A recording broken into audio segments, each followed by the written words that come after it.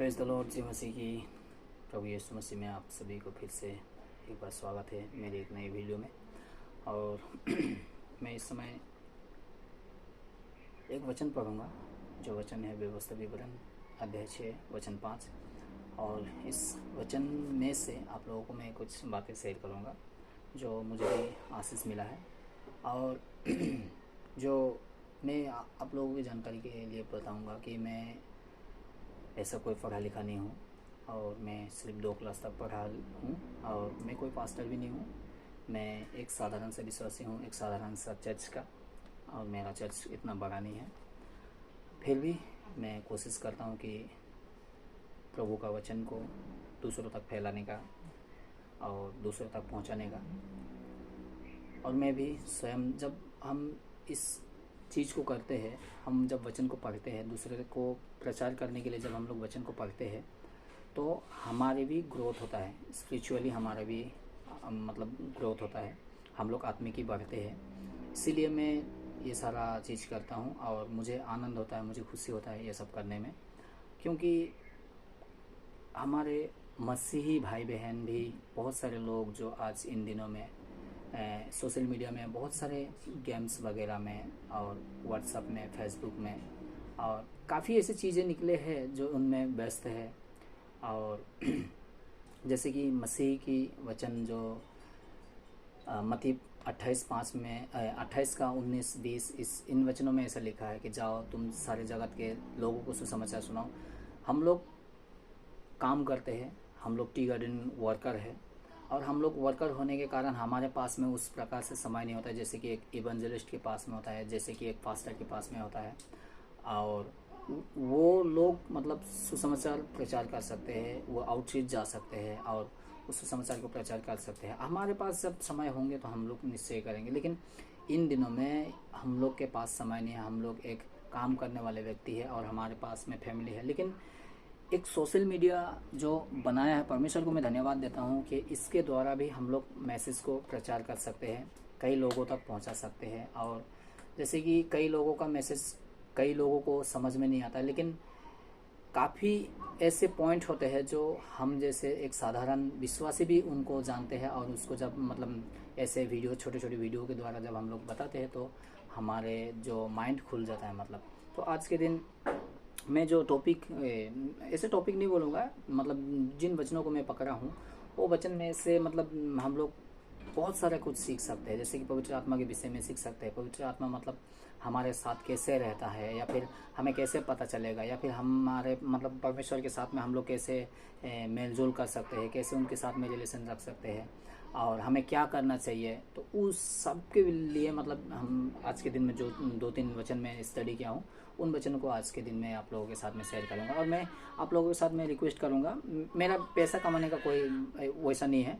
मैं छोटा सा चैनल बनाया हूँ और उसमें शायद कुछ सब्सक्राइबर है, ज़्यादा भी नहीं है, और सब्सक्राइबर बहुत सारा होने से पैसा मिलता है यूट्यूब से, मुझे पता है। तो मैं सिर्फ इतना रिक्वेस्ट करता हूँ कि यदि आप लोगों को अच्छा लगे, मेरा वीडियो अच्छा लगे, तो आप लोग लाइक कीजिए और दूसरों तक भी शेयर कीजिए यदि आप लोगों को अच्छा लगे, क्योंकि आप लोगों को अच्छा लगने का रीज़न ही है दूसरों तक शेयर करना। क्योंकि आप लोगों को अच्छा लगा, इसीलिए मैं भी कह रहा हूँ कि दूसरों तक मतलब शेयर करो, ताकि उनको भी कुछ बातें समझ में आए। तो वीडियो को ज़्यादा लंबा ना खींचते हुए मैं डायरेक्टली पॉइंट में आऊँगा, और पॉइंट बोलने से वचन में आऊँगा। और वचन जो है, पहला है पुराना नियम व्यवस्था विवरण, उसका 6 अध्याय 6 और वचन 5। उसमें इस प्रकार से लिखा है। कई लोग जो इस समय मुझे देख रहे हो, आप लोग को पता है इस वचन को, और आप लोग मेरे से सीनियर हो, आप लोग काफ़ी स्टडी करते हो, लेकिन मैं इस प्रकार से स्टडी नहीं करता हूँ। लेकिन फिर भी आज के दिन मैं स्टडी किया हूँ, और प्रभु ने मुझे जितना ज्ञान दिया, जितना विवेक दिया, उससे मैं आप लोगों को समझाने का कोशिश करूँगा। यदि कुछ भी गलती, कुछ भी मिस्टेक हो, तो आप लोग के साथ में मैं प्रभु के साथ, प्रभु से भी मैं माफ़ी मांगता हूँ। तो वचन है व्यवस्था विवरण अध्याय 6 और वचन 5। यहाँ इस प्रकार से लिखा है, तू अपने परमेश्वर यहोवा से अपने सारे मन और सारे जीव और सारी शक्ति के साथ प्रेम रखना। यहाँ पर जब हम लोग देखते हैं सारे मन, मतलब हमारा जो मन है, उस मन से, संपूर्ण मन से यहोवा पर क्या करने के लिए बोला है?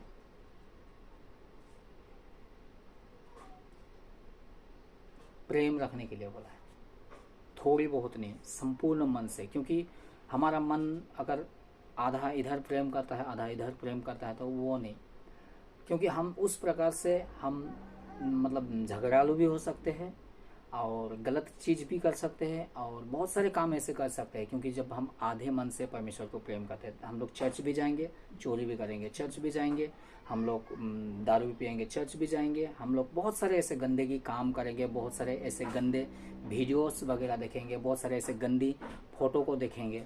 तो हम जब आधे मन से इस प्रकार से मतलब हम लोग परमेश्वर को प्रेम करते हैं। लेकिन परमेश्वर यहाँ पर कहता है तू अपने सारे मन और सारे जीव, मतलब जो हमारे जीव है, इस जीव से मतलब गलत चीज़ नहीं निकालना चाहिए। किसी से मतलब ईर्षा, किसी से मतलब ऐसे चुगलखोर, ऐसे मतलब कई ऐसे गंदे काम। मैं एक्सप्लेन करने का ज़रूरत नहीं है, आप लोगों को सभी को पता होगा, क्योंकि मैं एक्सप्लेन करते करते थक जाऊंगा, इतना सारा वर्ड्स है।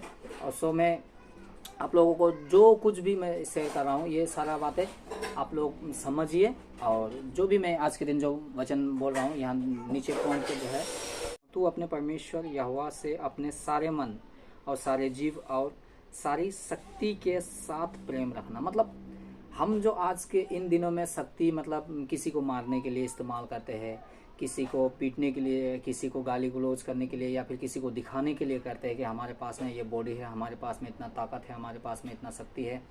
तो ये सारे शक्ति, चाहे कोई भी बॉडी बिल्डर को भी यही वचन है, जितना भी बड़ा मतलब स्ट्रॉन्ग से स्ट्रॉन्ग, जैसे कि WWE में, WWF में मतलब जो भी बॉडी बिल्डर्स लोग होते हैं जो वहाँ पर लगते हैं, उन सब के लिए भी यही वचन होगा।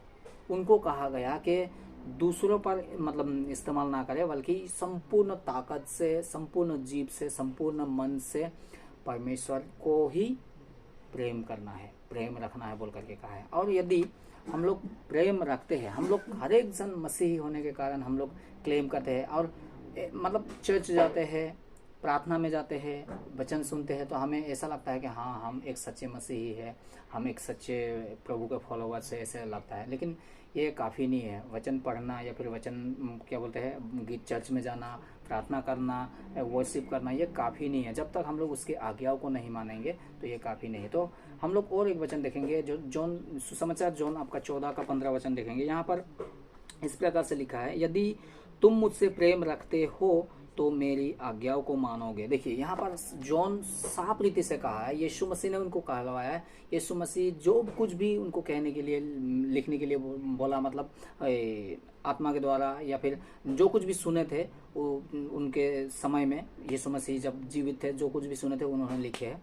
वहाँ कहा है, प्रभु यीशु मसीह ने कहा है, यदि तू मुझसे प्रेम रखते हो तो मेरे आज्ञाओं को मानोगे। हम लोग ये से कहा, अभी हम लोग कहा कि हम परमेश्वर को सारे मन से, सारे जीव से और सारे शक्ति से प्रेम रखना है। और प्रेम रखने का कारण ये है कि हमें उसके आज्ञाओं को मानना है। यदि हम लोग उसके आज्ञाओं को नहीं मानेंगे, नहीं मानते हैं, अब तक नहीं मान रहे हैं, हम लोग चर्च भी जाते हैं, दारू भी पीते हैं, हम लोग चर्च भी जाते हैं, गंदे वीडियो भी देखते हैं, हम लोग चर्च भी जाते हैं, हम चोरी भी करते हैं, हम चर्च भी जाते हैं, मतलब बहुत सारे गलत काम हम लोग करते हैं, बहुत सारे गंदगी, हमारे जो शरीर है, इस शरीर में जो पवित्र आत्मा का मंदिर है, इस मंदिर में कई ऐसे गंदगी चीज़ जो हम लोग घुसा रहे हैं, इसका मतलब संपूर्ण रीति से हम उसके आज्ञाओं को नहीं मान रहे, ओनली फॉर दिखावा कर रहे हैं कि हम लोग एक क्रिश्चियन है, हम लोग एक मसीही है और हम लोग एक चर्च में जा रहे हैं, हम लोग रिवाइवल में चर्च में जा रहे हैं।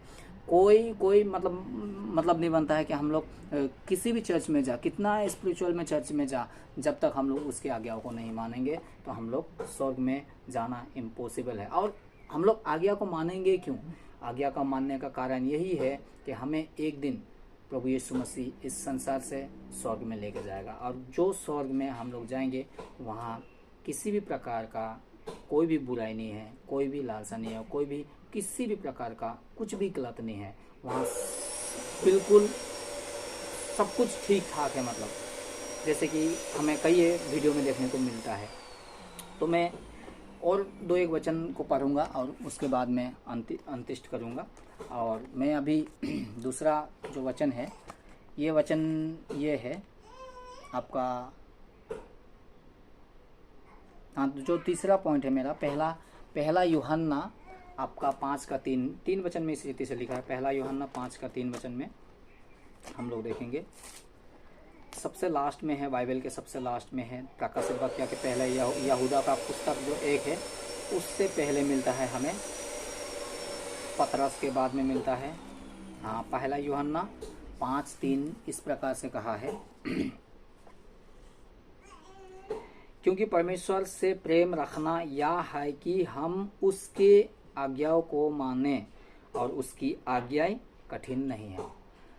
हम लोग काफ़ी टाइम ऐसे सोचते हैं कि उसका आज्ञा बहुत कठिन है, हम लोग उसके आज्ञा को मान नहीं पाएंगे, और मतलब जैसे पुराने नियम के सोचते हैं। पुराने नियम में कई ऐसे आज्ञा थे जो हम लोग उसको पूरा नहीं कर पाते थे, लेकिन प्रभु यीशु मसीह यूहन्ना के द्वारा लिखवाया है यहाँ पर कि उसकी आज्ञाएं जो है कठिन नहीं है, और हम यदि उससे प्रेम रखते हैं तो हम उसकी आज्ञाओं को मानेंगे। यहाँ साफ रीति से यूहन्ना लिखता है क्योंकि परमेश्वर से प्रेम रखना यह है कि हम उसकी आज्ञाओं को माने और उसकी आज्ञाएं कठिन नहीं है। उसकी आज्ञा कोई कठिन नहीं है, आराम से मान सकते। प्रभु यीशु मसीह भी एक संपूर्ण मनुष्य था, हम ये जानना पड़ेगा।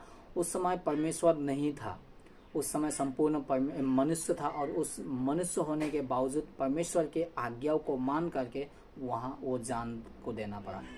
फिलिपियों के पुस्तक में 2 अध्याय में 7 कहा है, वो मतलब सबसे महान होने पर मतलब क्या बोलते हैं, सब कुछ कर सकता था, फिर भी वो दीन हुआ, और यहाँ तक दीन हुआ, यहाँ तक नम्र हुआ कि उसने मृत्यु को भी सह लिया बोल करके बोला है। तो इस हिसाब से मतलब जब हम आज्ञाओं को मानते हैं तो कोई भी चीज़ें हमारे लिए आसान हो जाता है। चाहे मौत भी आए एक दूसरे के लिए या परमेश्वर के लिए, हमें मौत भी आए, हमें ठोकर भी लगे, तो हमें आसान हो जाता है क्योंकि हम उसके आज्ञाओं पर चल रहे होते हैं। तो हम और एक वचन देखेंगे, जो वचन है दूसरा यूहन्ना 1:6 देखेंगे। दूसरा यूहन्ना 1:6 यहाँ पर क्या लिखा है हम लोग देखेंगे, इससे भी हम लोग कुछ सीख सकते हैं। दूसरा यूहन्ना 1:6 यहाँ में ऐसा लिखा है, और प्रेम यह है कि हम उसकी आज्ञाओं के अनुसार चले, या वही आज्ञा है जो तुमने आरंभ से सुनी है और तुम्हें इस पर चलना भी चाहिए। ये वही आज्ञा है जो हमें शुरुआत में दी गई। यूहन्ना कहता है हम इस पर चलते भी थे और अभी हम चल सकेंगे। हाँ, कुछ समय तक हम लोग नहीं चल पाए, लेकिन अभी चल सकते हैं जब हम लोग उसके साथ बने रहते हैं। और सबसे इम्पोर्टेंट बात है, हम लोग जब उसमें बनते हैं, जब हम उसके आज्ञाओं के पर चलते हैं तो हमें उसकी आत्मा हमें मिलता है। हम लोग और एक देखेंगे, पहला यूहन्ना 3:24 में देखेंगे हम लोग, इस प्रकार से लिखा है।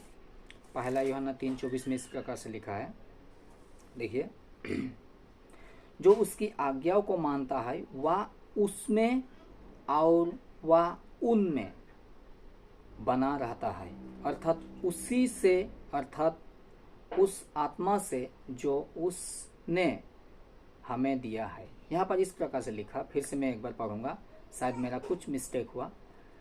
जो उसकी आज्ञाओं को मानता है वह उसमें और वह उनमें बना रहता है, और इसी से, अर्थात उस आत्मा से जो उसने हमें दिया है, हम जानते हैं कि वह हम में बना रहता है। यह है, जब हम लोग उसके आज्ञाओं को मानते हैं तो हमें पता चलता है कि वो परमेश्वर का वचन, देखिए, परमेश्वर प्रभु यीशु मसीह, यूहन्ना, सुसमाचार यूहन्ना 1 अध्याय का 1 वचन में इस प्रकार से लिखा है, आदि में वचन था, वचन परमेश्वर के साथ था और वचन ही परमेश्वर था। मैं शॉर्ट में बोल दिया और थोड़ा लंबा है वो वचन, तो मैं सीधा बोल दिया। तो वचन ही परमेश्वर है, वचन ही पवित्र आत्मा है, वचन ही सब कुछ है, और उसी वचन को, उसी आज्ञा को, वही वचन आज्ञा है, वही वचन से हमें आज्ञा मालूम चलता है कि हमें क्या करना है, क्या नहीं करना है। तो वो वचन पर हम लोग जब चलते हैं, वो वचन पर जब हम लोग पढ़ते हैं, उसके अनुसार जीवन बिताते हैं, तो हमें पवित्र आत्मा मिलता है उसी वचन के अनुसार। कहने का मतलब क्या है, जब हम वचन लागू करते हैं तो पवित्र आत्मा हमारे अंदर हो करके कार्य करता है। और जब हम हमारे अंदर में पवित्र आत्मा होने का हम लोग दावा करते हैं तो झूठ दावा नहीं होगा, क्योंकि हमें अगर पवित्र आत्मा होगा तो हमारे अंदर कुछ फ्रूट्स दिखाई देंगे जो फिजिकली होंगे, जो दूसरे लोग देखने में मिलेगा हमारे जीवन से, और वो है गलतिया 5 का 22-23 वचन में। हम लोग इस वचन को बहुत सारे लोग पढ़ते हैं, लेकिन कैसे दिखाई देगा? जब तक हम लोग उसके आज्ञाओं को नहीं मानेंगे, जब तक हम लोग उसके वचन पर नहीं चलेंगे, जब तक हम लोग उससे प्रेम नहीं रखेंगे, तो हमारे अंदर जो है पवित्र आत्मा कभी भी वास नहीं करेगा। हाँ, एक आज्ञा के अनुसार हम लोग बपतिस्मा तो ले लेते हैं, लेकिन फिर भी एक पुराना जीवन जीते हैं, तो उसमें कभी भी वो फल वो फ्रूट्स नहीं दिखाई देंगे। हमारे आमने सामने कई ऐसे विश्वासी हैं, हमें दिखाई देखने के लिए मिला है, वो बपतिस्मा तो ले चुके हैं, लेकिन वो काफ़ी चीज़ें जो अंदर उसके शरीर में गंदगी भर रहे हैं, बहुत सारे नशीले चीज़ें और बहुत सारे गंदे वीडियो, जो आँख है उस आँख के द्वारा भी गंदे चीज़ देखते हैं, और बहुत सारे ऐसे मतलब बहुत सारे गंदे, मैं नाम नहीं ले सकता हूँ, लिस्ट बहुत लंबा हो जाएगा। तो गलातिया 5:22 और 23 वचन को मैं पढ़ के समाप्त करूँगा, ये वीडियो बहुत लंबा हो जाएगा, तो आप लोग लास्ट तक बने रहिए। और गलातिया 5:22-23 में इस प्रकार से लिखा है। हम लोग इस वचन को बहुत सारे लोग कॉमनली जानते हैं, मतलब सभी के लिए ये कॉमन वचन हो गया है, लेकिन फिर भी आज हम लोग सुनेंगे, एक और अच्छा महसूस होगा, हमें एक और इनकरेज मिलेगा, और हम आज फिर से क्या हो जाएंगे, क्या बोलते हैं उसको, क्या बोलते हैं उसको फ्रेश हो जाएंगे, अपडेट हो जाएंगे। मतलब आज के दिन अपडेट होगा, सॉफ्टवेयर अपडेट होगा, जैसे मोबाइल में सॉफ्टवेयर वगैरह अपडेट होते रहते हैं, जब अपडेट होता है तो नए तरीके से चलता है, वैसे हम भी एक मोबाइल के समान हैं। जब हम वचन को सुनेंगे, जानेंगे, तो आज के दिन अपडेट होकर के हम नए फीचर्स को लेकर के नए तरीके से जिएंगे, नए तरीके से चलेंगे, जैसे अभी 5G नेटवर्क है। तो इस प्रकार से लिखा है गलातिया 5:22-23 वचन में, पर आत्मा का फल प्रेम, आनंद, शांति, धीरज, कृपा, भलाई, विश्वास, 23 नम्रता और संयम है। ऐसे ऐसे कामों के विरुद्ध में कोई भी व्यवस्था नहीं है। देखिए यहाँ पर कहा है, आत्मा का फल, जब हमारे अंदर में आत्मा रहता है तो वो फल ऑटोमेटिकली दिखाई देगा। हम जो आत्मा से पहले थे, वो आत्मा में नम्रता नहीं था, हम पीटने वाले थे, मार खाने वाले नहीं थे, हम झूठ बोलने वाले थे, सच बोलने वाले नहीं थे, हम गाली गलौज करने वाले थे, हम मतलब क्या बोलते हैं, गाली गलौज खाने वाले नहीं थे। तो सब उल्टा हो जाता है। मतलब जब हमारे अंदर आत्मा आता है, जब हम उसके आज्ञाओं को मानते हैं, हम उसके वचन के अनुसार चलते हैं, जब हमारे अंदर वो आत्मा आता है, तो हमारे अंदर से ये फ्रूट्स दिखाई देता है, जो बाहर होता है दिखाई देता है, सबको दिखाई देता है। हर एक जन के बोलेंगे भी, मतलब वो कैसे चेंज हो गया, कैसे बदल गया। तो ऐसे मतलब भीतरी रीति से हमें चेंज करता है, भीतर ही चेंज करता है और बाहर दिखाई देता है। तो ये है आत्मा का फल प्रेम, सबसे फास्ट पॉइंट जो है प्रेम। और जब हम क्लेम करते हैं कि हम प्रभु को प्रेम करते हैं, जैसे व्यवस्था विवरण 6 हम 5 में पढ़ा के, अपने परमेश्वर को सारे मन और सारे जीव और सारे शक्ति से प्रेम रखना बोल करके जब हम लोग पढ़े हैं, अभी इसी से मालूम चलता है कि सबसे फास्ट है, आत्मा का फल प्रेम है। उसी यूहन्ना में हम लोग पढ़े, और जब हम लोग और भी पढ़ेंगे उसी यूहन्ना, पहला यूहन्ना में 3 अध्याय ना 5 अध्याय में है, वहाँ पर ऐसा लिखा है। हम लोग ये कहते हैं कि परमेश्वर को प्रेम करते हैं, और यदि हमारे पास में जो भाई है, हमारे पास में जो बहन है, हमारे पास में जो माँ है, हमारे पास में जो पिताजी है, उन लोगों को, हमारे पास में जो पड़ोसी है, उन लोगों को अगर ये हम लोग प्रेम नहीं करते हैं, तो हम झूठ दावा कर रहे हैं कि हम लोग प्रेम रखते हैं यहोवा को। क्योंकि हम जो नहीं देख पाए हैं उसको प्रेम रखते हैं बोल करके बोलते हैं। जो हम लोग दिखाई देते हैं, दिन रात वो पीड़ित रहते हैं, दुख में रहते हैं, और बहुत सारे कठिनाई को सहते हैं, तो उनको हम लोग अगर देख करके प्रेम नहीं रख सकते, तो हम लोग झूठ दावा करते हैं। मैं आज तक नहीं कर पाया हूँ, मैं काफ़ी बार चूक गया हूँ। याकूब जैसे लिखता है कि जो कोई वचन में नहीं चूकता वही तो सिद्ध मनुष्य है। मैं सिद्ध होने का प्रयास करूंगा आज से। और मैं काफ़ी टाइम से जो मैं बाइबल स्टडी नहीं कर रहा था, इससे मैं बहुत ही आत्मिकी वीक महसूस कर रहा था, और मैं आज बहुत ही स्ट्रांग महसूस कर रहा हूँ। तो मैं पॉइंट से नहीं घटूंगा। गलातिया 5:22 और 23 इस प्रकार से लिखा है, पर आत्मा का फल प्रेम, आनंद, शांति, धीरज, कृपा, भलाई, विश्वास है, नम्रता और संयम है। तो फर्स्ट क्या है, प्रेम है। दूसरा क्या है, आनंद है। आप जब उसमें बना रहते हैं और पवित्र आत्मा आप में बना रहता है। तो फर्स्ट पॉइंट है प्रेम। आप दूसरे से कभी भी किसी भी मतलब हद में आप उसको प्रेम कर सकेंगे। वो चाहे मारने वाला हो, आपको सताने वाला हो, आपके घर तोड़ने वाला हो, आपको फंसाने वाला हो, आपको जेल में पहुंचाने वाला हो, आप प्रेम रखेंगे। जैसे यीशु मसीह है, वो सबको प्रेम किया। यूहन्ना लिखता है 3:16 में कि परमेश्वर ने जगत से ऐसा प्रेम किया कि उसने अपने एकलौते बेटे को दे दिया। देखिए, प्रेम कभी भी पक्षपात नहीं करता, किसी भी परिस्थिति में वो प्रेम कर सकता है। क्योंकि यीशु को सताने वालों को भी यीशु ने कहा, हे पिता ये नहीं जानते। देखिए, प्रेम ये है, ये नहीं जानते कि ये क्या कर रहे हैं, इनको क्षमा करिए। प्रेम ये है, किसी भी परिस्थिति में हम प्रेम कर सकते हैं। तो वो प्रेम हमसे झलकेगा, हमसे दिखेगा। और जैसे कि आनंद भी, मतलब हम लोग हर समय खुश रहने का प्रयास करेंगे। हम लोग जब खुद के आत्मा में होते थे, खुद के शरीर में जब होते थे, हम उस प्रकार से आनंद नहीं रह पाता। हमारे पड़ोसी कुछ बोलेंगे, हमारे भाई बहन कुछ बोलेंगे, हमारे माता पिता कुछ बोलेंगे, हमारे पत्नियां कुछ बोलेंगे, तो हम फट से गुस्से हो जाते हैं, रूस जाते हैं और हम झगड़े में पड़ जाते हैं।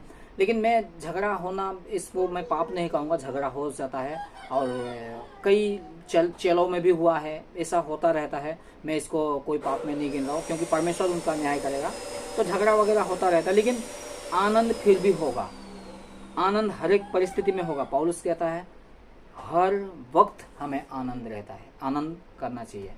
प्रभु यीशु मसीह में हर समय हमें आनंद से रहना चाहिए। सदा आनंदित रहो करके वो बोला है, फिलिपियों में कहा है। और शांति का मतलब क्या है? हम किसी भी बात से डिस्टर्ब नहीं होंगे। वो मेरे विषय में मेरा बेइज्जती किया, मेरा झूठ बोल करके मेरा नाम बदनाम किया, या फिर मुझे दुख पहुंचाया, लेकिन हम डिस्टर्ब नहीं होंगे। कहने दीजिए, प्रभु यीशु मसीह को भी कहा है, मेरे से पहले प्रभु यीशु मसीह के साथ में भी वैसा ही किया है। इब्रानी की पुस्तक में कहा गया है, तुझसे पहले उनको वैसे ही किया गया था, जो मूसा थे उनको भी वैसे ही किया गया था, ऐसा करके कहा है। कुरिन्थियों की पुस्तक में कहा गया है। तो हम लोग डिस्टर्ब नहीं होंगे। कोई भी हमें डिस्टर्ब देगा, हम उनसे डिस्टर्ब नहीं होंगे। मैं जानता हूँ ये बात। तो मैं आगे की ओर बढ़ूंगा। और दूसरा है धीरज। हमें हर समय कोई भी हमें गाली दे रहा है, कोई भी हमें किसी भी छोटी सी बात में हमें, मतलब जो मेरा गलती भी नहीं है, फिर भी वो मुझे मतलब चोट पहुंचाया, ठेस पहुंचाया, तो मैं धीरज धरूंगा, उत्तर फट से नहीं दूंगा।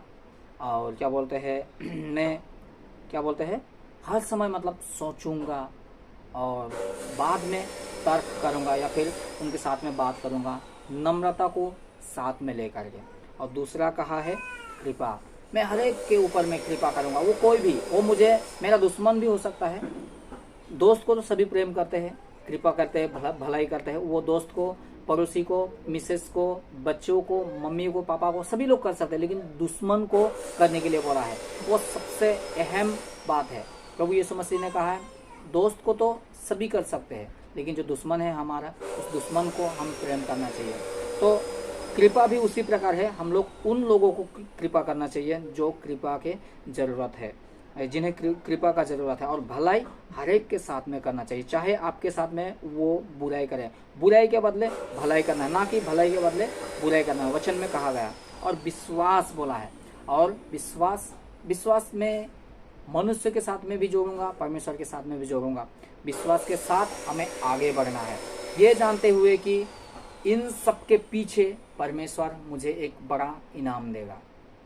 परमेश्वर मुझे स्वर्ग राज्य देगा। परमेश्वर मुझे वहाँ एक ऐसा स्थान देगा जहाँ मैं आराम के से बैठ सकूँगा। तो उस हिसाब से हमें विश्वास के साथ आगे बढ़ना है। और कहा है नम्रता, विश्वास भी, नम्रता भी और संयम। अपने आप में मतलब भरोसा रखना, कॉन्फिडेंस रखना किसी भी परिस्थिति में। वो कोई भी, जैसे कि संयम मतलब अपने आप में ही कहा जाता है, मतलब निर्भर, अपने आत्मिक निर्भर, ऐसा भी कहा जाता है। एक्चुअली मैं अच्छी रीति से ट्रांसलेट नहीं कर पा रहा हूँ, सॉरी। आप लोग समझने की कोशिश कीजिए।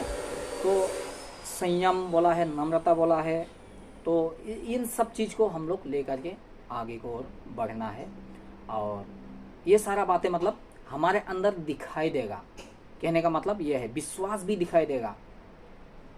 प्रेम, नम्रता, विश्वास, धीरज, भलाई, कृपा, संयम, शांति, आनंद, नम्रता, ये सारा बातें हमारे अंदर दिखाई देगा। ये गलतियाँ 5:22-23 में पौलुस कहता है। तो मैं विश्वास करता हूँ कि आप लोग इन वचन को सुन करके आप लोग निश्चय आशीष पाए होंगे। आज के दिन आपका जो मोबाइल है, ये जो बॉडी है एक मोबाइल है, ये आज अपडेट हुआ होगा, सॉफ्टवेयर अपडेट हुआ होगा, क्योंकि हम लोग सभी लोगों के मैसेज को सुनते हैं, लेकिन किसी किसी से हम लोग आशीष को पाते हैं। और मैं आज के दिन में विश्वास करता हूँ, ये जो वचन मैंने कहा आप लोगों के साथ में, मैं भी खुद भी आशीष पाया हूँ और आप लोग भी इससे आशीष पाएंगे। तो मेरे इस छोटे से मैसेज से सभी को आशीष मिले। जय मसीह।